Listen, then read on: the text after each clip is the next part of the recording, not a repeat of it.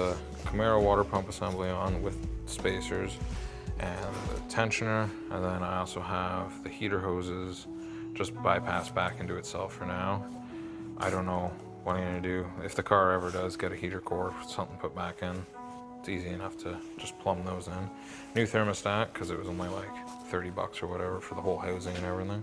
And now for the alternator, I'm not gonna run it up there since I'm not gonna have power steering. I'm gonna run it down here and then run a different belt and everything.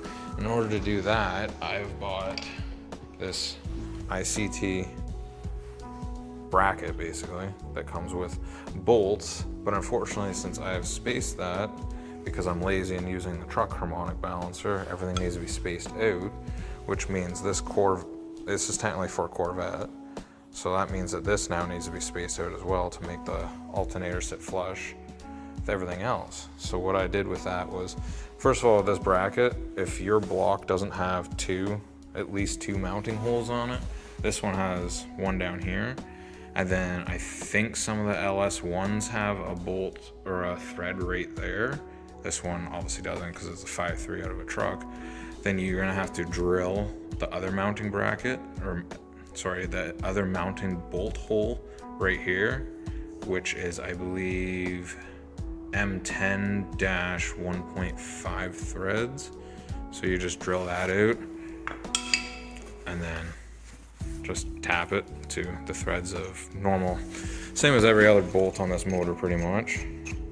And that's exactly what I did. As it's a cast iron block, it's super soft and super easy to put threads into.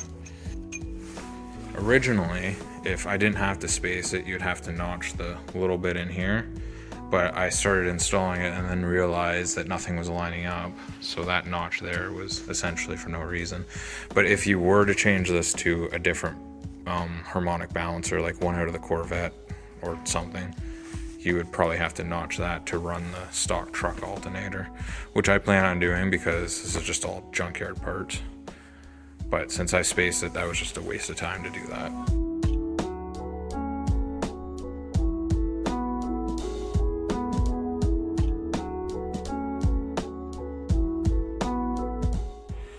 What this is brake caliper sliders. Actually, I want to say it's an S10, but I don't remember. And then I cut them down to around 2 inches. I shaved them a bit because I had to get everything lined up. They ended up working perfectly. And then what I had was, these are longer bolts than what came with it. These are actually the bolts that came with it. But I bought this kit originally, which relocates the tensioner on, I think it's the truck water pump. I believe it's the truck water pump or something, I don't remember. I bought that for a different idea that I had earlier. But luckily it came in use because those bolts were longer. These bolts I think are about 4.5 inches, so they actually still go in here pretty deep. And there is sometimes, like I said before, a support hole that goes in there, but I don't think it really needs it because this is like really stiff and I can torque everything down to OEM spec. And honestly, it does not twist at all, so I don't think it will ever have an issue. This belt is a little tight, like it's not as bad as it could be, but there's not a huge amount of movement in the tensioner before it's maxed straight out. But I think that'll be okay. As long as everything's straight, it shouldn't burn through the belt. It seems pretty damn center in all the pulleys. I'll have all the part numbers for the belt and rollers and everything I ended up using in the description below.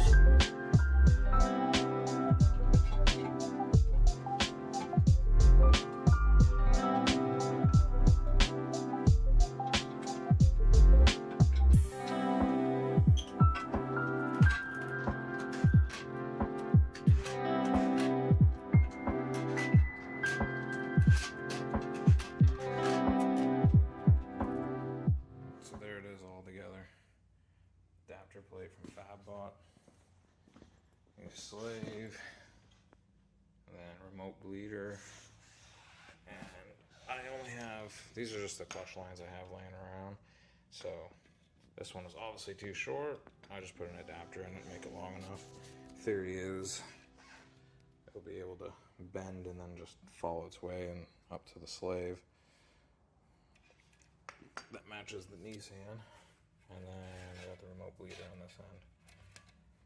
But yeah, they shouldn't leak. They're everything's facing the right way, and it also has thread sealer on it. And if it leaks, it leaks. I'll buy the proper line if I have to. But there it is, all installed, torqued down. I just need to put the flywheel bearing, the flywheel, and the clutch on the motor and mate them together later.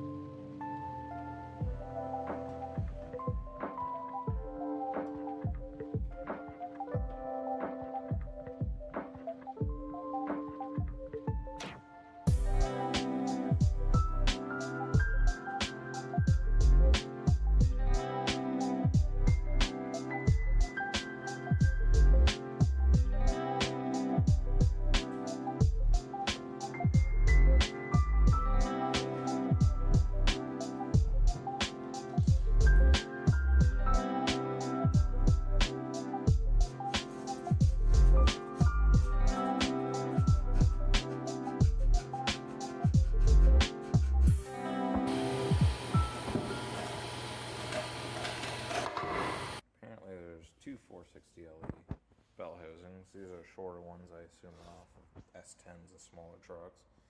And that's the normal size one. I didn't realize when I got it that there was two sizes. I just got handed a bell housing and everything lined up perfectly, all the bolts and everything.